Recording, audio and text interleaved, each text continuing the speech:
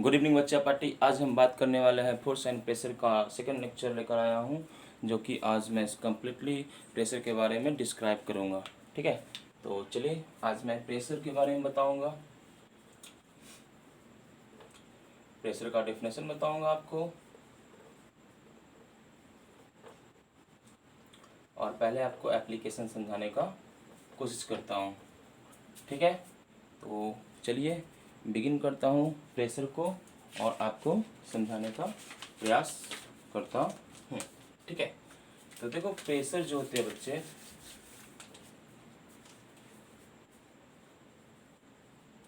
Pressure जो होता है आपका वो क्या होता है? Force upon area. Force upon area को हम लोग क्या बोलते हैं? प्रेशर बोलते हैं। जैसे कि आप डिफाइन कर सकते हो फोर्स, इसको आप बोल सकते हो per unit, force per unit area is called pressure. यहाँ पे दो आपका क्या है, फिजिकल क्वांटिटीज पे क्या हो रहा है, आपका प्रेशर क्या हो रहा है, डिपेंड कर रहा है। ठीक है, पहला जो है प्रेशर आपका फोर्स पे डिपेंड कर रहा है,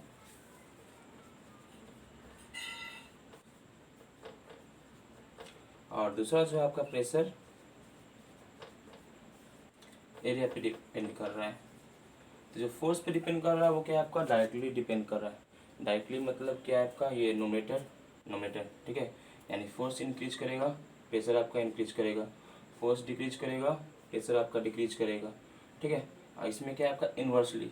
इन्वर्सली मतलब कहने का मतलब वो ये होगा कि ये क्या हो गया, इसका पावर मान लो 1 है, एज्यूम करो, तो क्या होगा? पावर इन्वर्स बन जाएगा। ठीक है, तो यहाँ पे इन्वर्सली का मतलब यह होता है एरिया इंक्रीज करोगे, प्रेशर डिक्रीज करेगा, एरिया डिक्रीज, ये इंक्रीज, एरिया इंक्रीज, ये डिक्रीज। मतलब कि एरिया आप इंक्रीज करोगे, प्रेशर डिक्रीज करेगा, एरिया डिक्रीज करोगे, प्रेशर आपका इंक्रीज होगा। इस दो आपका कंसेप्ट पे बहुत ही ज़्यादा क्या है, एप्लीकेशन है। ठीक है, तो जैसे कि पहला एप्लीकेशन आपको यह पढ़नी है। ठीक है, कि जो बैग होती है, बैग का जो स्ट्रैप होता है वह वाइड क्यों होता है? तो जाहिर सी बात है, एरिया क्या होता है आपका? ज़्यादा होता है, तो प्रेशर क्या लगेगा? शोल्डर पे हम लोग का कम लगेगा। इसलिए क्या होता है, वो जो स्ट्रैप होता है बैग का, उसको क्या बनाया जाता है आपका? लार्ज एरिया बनाया जाता है। ठीक है, सेकेंड जो आपका एप्लीकेशन है कि जो शार्प नाइफ होता है, उससे क्या होता है, आसानी से कोई भी आपका फल हो गया या कोई तो वो आसानी से वो आपका कट जाती है। ठीक है, लेकिन जो क्या होता है ब्लंट नाइफ है ना, उससे क्या होता है, कोई भी आपका वेजिटेबल्स नहीं कटता है। ठीक है, तो क्यों ऐसा होता है? तो उसका भी रीज़न क्या है आपका? एरिया। जो शार्प नाइफ होता है उसका क्या होता है, एरिया बहुत ही शार्प होता है, तो एरिया बहुत कम होता है, प्रेशर ज़्यादा लगाना होता है, वो आसानी से कट जाता है। एरिया ज़्यादा होता है, प्रेशर कम लगता है, तो आसानी से नहीं आपका कट पाता है। ठीक है, दो एप्लीकेशन हो गया आपका। तीसरा जो है, ठीक है, कि जो आपका टिप ऑफ नीडल है वो आपका शार्प क्यों होता है? क्योंकि टिप ऑफ नीडल शार्प होने का रीज़न ये है आपका कि जो टिप ऑफ नीडल है वो शार्प होगा, यानी कि एरिया क्या होगा आपका? एरिया कम होगा, प्रेशर ज़्यादा लगेगा, और वो तुरंत क्या होगा, टिप आपका नेल नेल वगैरह वो वॉल में इंसर्ट हो जाएगी। नेक्स्ट आपका एक और जो आपका कैमल होता है, उसका वो चलती है रेगिस्तान में, तो क्या होता है, वो नहीं धंसता है। हम लोग चलेंगे तो क्या धंस जाएंगे। ठीक है, ऐसा क्यों है? क्योंकि कैमल का आपका क्या होता है, वेव डिफीट होता है। वेव डिफीट करने का मतलब क्या है बच्चों, कि जो कैमल है उसका जो पैर होता है वो क्या होता है, चौड़ा होता है। तो चौड़ा होने का कारण क्या है, उसका एरिया क्या होता है आपका? ज़्यादा होता है, प्रेशर कम लगता है, तो इसका से वो नहीं धंस पाती है। और कैमल को क्या बोला जाता है आपका? Ship of the desert. हम लोग क्या है, पैर हम लोग का एरिया जो है आपका बहुत ज़्यादा नहीं है, ठीक है, कम है, तो प्रेशर ज़्यादा लगेगा, हम लोग क्या कर जाएंगे, आप इंसर्ट कर जाएंगे आपके डिजर्ट में। ठीक है, नेक्स्ट जो है आपका तो ये सब आपका एप्लीकेशन है। ठीक है, प्रेशर का आप याद कर लो। ठीक है, जैसे भी समझना है, तो बस आपको ये दो कंसेप्ट याद रखना होगा। प्रेशर के जो होता है फोर्स, और दूसरा एरिया पे डिपेंड करता है। ठीक है, फोर्स बढ़ाओगे प्रेशर बढ़ेगा, फोर्स घटाओगे प्रेशर घटेगा, एरिया बढ़ाओगे प्रेशर घटेगा, एरिया घटाओगे प्रेशर बढ़ेगा, और एरिया बढ़ाओगे प्रेशर घटेगा। ठीक है, तो जिस तरीके से आपको समझ में आती है आपको वो याद कर लेना है। ठीक है, तो प्रेशर क्या होता है आपका? Simply force per unit area is called pressure. ये फर्स्ट डिफरेंशन हो गया। किसी किसी बुक में आप देखोगे प्रेशर क्या होती है? Thrust per unit area. अब बोलोगे ओ सर थ्रस्ट क्या होती है, ठीक है। तो यहाँ पे फोर्स है, यहाँ पे थ्रस्ट है, तो दोनों कैसे आप कहीं कभी थ्रस्ट पर यूनिट एरिया बोल रहे हो प्रेशर होगी, कभी आप फोर्स पर यूनिट एरिया बोल रहे हो आप प्रेशर होगी। तो आखिर थ्रस्ट है क्या, तो थ्रस्ट भी क्या है बच्चे, एक टाइप का फोर्स है, ठीक है। और ये कैसा फोर्स है, परपेंडिकुलर फोर्स है। तो परपेंडिकुलर फोर्स है, ठीक है। ये मान लो कि वाइट बोर्ड है, मैं इस पर क्या कर रहा हूँ, परपेंडिकुलरली फोर्स एग्जर्ट करवा रहा हूँ, ठीक है। तो ये क्या होगा आपका, इस परपेंडिकुलर फोर्स का एक स्पेशल नाम, स्पेसिफिक नाम दे दिया, जिसको हम लोग थ्रस्ट बोलते हैं, ठीक है। तो फोर्स आपका थ्रस्ट क्या है, फोर्स ही है। तो सेकेंड डिफिनेशन ये भी बोल सकते हो, ठीक है, आपके मन पे है, thrust per unit area is called pressure. Third definition आप ये भी बोल सकते हो कि प्रेशर क्या होता है, thrust per unit surface area, ठीक है, सरफेस एरिया बोलो, ठीक है। या तो ये क्या हो गया आपका, प्रेशर हो गया। नॉर्मल एरिया बोल सकते हो, ये परपेंडिकुलर फोर्स लगा रहे हैं, ठीक है, तो परपेंडिकुलरली किसी सरफेस पे लगेगा तो आप नॉर्मल एरिया भी बोल सकते हो, ठीक है। तो इसमें कोई आपको कंफ्यूजन नहीं होनी चाहिए, ठीक है। सब एक ही थाली के चट्टे और बट्टे हैं। अब एक बात और याद रखना, ठीक है, कि जो प्रेशर का ऐसा यूनिट होता है,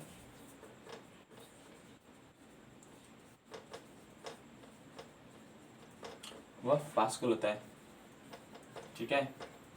इसको डिनोट कैसे करते हैं शॉर्ट में, कैपिटल पी स्मॉल ए, ठीक है। और इसमें इसी में आपको एक बात याद रखनी है कि 1 bar is equal to 10⁵ pascal होती है बच्चों, ठीक है। आई होप आपको समझ में आ गया होगा। अब नेक्स्ट टॉपिक स्टार्ट करता हूँ, ठीक है। तो प्रेशर समझ गए होगे, इसमें कोई परेशानी आपको नहीं होगी, ठीक है। अब नेक्स्ट आपका टॉपिक है हाइड्रोस्टैटिक प्रेशर।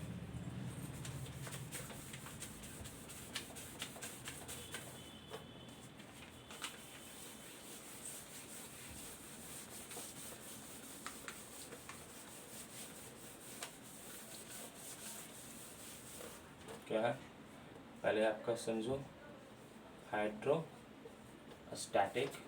प्रेशर। आपको प्रेशर मालूम है, फोर्स पर यूनिट एरिया, ठीक है। तो ये फोर्स किस पे लगेगा और किसके एरिया पे लगेगा, ठीक है। तो यहाँ पे को दिया हुआ है, हाइड्रो में आप जैसे जानते हो वाटर होती है, स्टैटिक में क्या होती है आपकी, डज नॉट मूव, ठीक है। तो कोई आपका वेसल है, उसमें वाटर लगा हुआ है, वाटर रखा हुआ है, तो इस कंटेनर में जो फोर्स लगेगा आपको वो क्या कहलाएगा, हाइड्रोस्टैटिक प्रेशर। तो हाइड्रोस्टैटिक प्रेशर क्या होता है बच्चे, the pressure exerted by a stationary liquid at any point inside the liquid vessel is known as a hydrostatic pressure। नहीं तो हाइड्रो का मतलब और देखिए वाटर है, वाटर क्या होता है, लिक्विड होता है। तो हाइड्रोस्टैटिक प्रेशर को हम लोग क्या बोल सकते हैं, लिक्विड प्रेशर भी बोल सकते हैं। बस इतना सा आसान है, ठीक है, और कुछ भी नहीं, नाम से स्पष्ट होगा। जो वाटर किसी वेसल में स्टेशनरी रूप में रहती है, ठीक है, उस पर जो फेस आपका फोर्स लगता है वही क्या कहलाता है, आपका हाइड्रोस्टैटिक प्रेशर कहलाता है, ठीक है। तो इसके बाद क्या आता है आपका एटमॉस्फेरिक प्रेशर।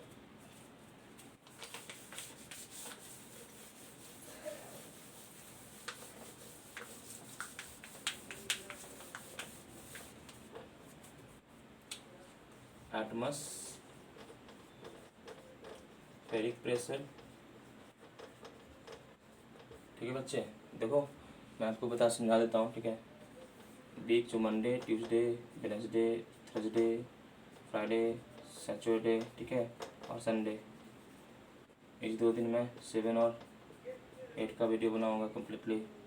इस 2 दिन 9th और 10th का वीडियो बनाऊंगा। इस 2 दिन कोशिश करूंगा 11th 12th फिजिक्स का वीडियो बनाऊँ, ठीक है। इस दिन आराम करूँ, आप भी आराम करो, कोई टेंशन नहीं, ठीक है। तो अब क्या बात कर लेते हैं हम लोग एटमॉस्फेरिक प्रेशर के बारे में। तो एटमॉस्फेरिक प्रेशर आप जानते हो, ठीक है सब, कि जो आपका वेट ऑफ एयर होता है, एक्चुअली प्रेशर क्या होता है, प्रेशर का बेसिक डिफिनेशन क्या होता है, फोर्स अपॉन एरिया, ठीक है। तो क्या होगा, जो वेट होता है एयर का, वेट भी क्या है आपका, वेट ऑफ एयर, ठीक है। और जो एरिया होता है उस पर क्या हो, वेट लगाए, जो आपका एयर होता है वही क्या होता है आपका एटमॉस्फेरिक प्रेशर। तो एटमॉस्फेरिक प्रेशर कैसे डिफाइन कर सकते हो, the weight of air over it acts on the surface area are called air pressure, ठीक है बच्चे। ये क्या हो गया आपका एटमॉस्फेरिक प्रेशर हो गया। बहुत आसान है, ठीक है, बहुत हार्ड नहीं है। आप ऐसे भी समझ रहे हो, प्रेशर लिखा हूँ मैं, ठीक है। तो यहाँ पे सिंपली फोर्स बाय एरिया लिख दिया हूँ। अब कैसा प्रेशर का बात कर रहा हूँ, एटमॉस्फेरिक प्रेशर का बात कर रहा हूँ। तो एटमॉस्फेरिक प्रेशर का बात कर रहा हूँ, तो एटमॉस्फेयर में क्या होता है एयर, तो एयर का वेट ले रहा हूँ, wait of air by area, यानी ऐसे ही बोल सकते हो, आप डिफाइन कर सकते हो, wait of air per unit area is called atmospheric pressure, ठीक है। अब एटमॉस्फेरिक प्रेशर आपका यही होता है, इसको भूलना नहीं है।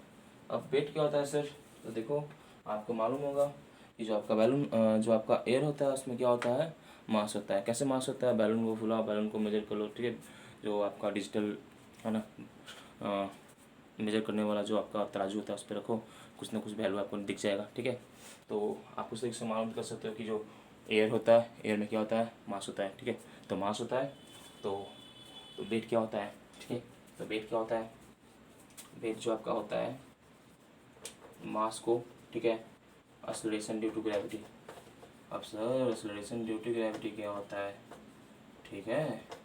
तो इसको आप अभी के लिए मैं नहीं समझाऊंगा, ठीक है। आपको 9th का लेक्चर मिलेगा मोशन, उसमें ग्रेविटेशन, जब मैं चैप्टर का डिस्कस करूंगा तो एक्सेलरेशन ड्यू टू ग्रेविटी के बारे में बताऊंगा, ठीक है। उसमें पढ़नी है स्मॉल जी और कैपिटल जी में क्या डिफरेंस होती है, तो ये बात की बात है। तो यहाँ पर याद कर लो कि जो अर्थ का जो एक्सेलरेशन होता है वो क्या होता है, हमेशा जो भी मास दिया रहेगा उसको 9.8 मीटर पर सेकेंड स्क्वायर से मल्टीप्लाई कर देना है, तो आपका वेट निकल जाएगा, ठीक है। वेट मतलब फोर्स निकल जाएगा, ठीक है। तो मान लो यहाँ पे 10 भी ले सकते हो, कोई दिक्कत नहीं है, ठीक है। 10 क्यों दिए, 0 आपका 9.8, इसको आप राउंडिंग ऑफ कर देते हैं क्या, अल्टीमेटली आपका 10 हो जाएगा। तो मान लो मास 5 kg है, ठीक है। मान लो मैं 9.8 ही ले रहा हूँ मीटर पर सेकेंड स्क्वायर, अब मल्टीप्लाई कर दो, 8 5 40, कैरी 4, 9 5 45, 45 4 19, ठीक है। एक के बाद इसमें लगाओ, वेट क्या है, फोर्स है, इसका यूनिट क्या होगा, न्यूटन, तो वेट क्या होगा 49 न्यूटन, ठीक है। अब मान लो जो एरिया दिया रहेगा तो आपका उससे क्या निकल जाएगा, एटमॉस्फेरिक प्रेशर निकल जाएगा, ठीक है। अब एक बात और हो सकती है, ठीक है, कि सर प्रेशर लगता है, ठीक है, किस पे प्रेशर लगता है, एटमॉस्फेरिक प्रेशर जो होता है, ठीक है ना, वो क्या होता है आपका, बॉडी को क्रस्ट क्यों नहीं करता है, तो क्यों नहीं करता है कि हमारा जो अंदर जो बॉडी होता है, बॉडी भी ये करता है, बॉडी में ब्लड होता है, ब्लड भी ये करता है, हमारे अंदर प्रेशर को एग्जिट करता है। तो जो एटमॉस्फेरिक प्रेशर है, जो ब्लड का प्रेशर है, दोनों बैलेंस हो जाता है, कैंसिल आउट कर देता है, ठीक है। इसलिए क्या होता है, हमारा बॉडी क्रस्ट नहीं होता है, ठीक है बच्चों। तो फिर मिले नेक्स्ट वीडियो में, तब तक के लिए हाँ लाइक सब्सक्राइब शेयर करना ना भूलो, ठीक है। तब तक के लिए हैव अ नाइस डे, फिर मिलते हैं नेक्स्ट लेक्चर में नेक्स्ट तरीके से, ठीक है। चलो bye bye, have a nice day.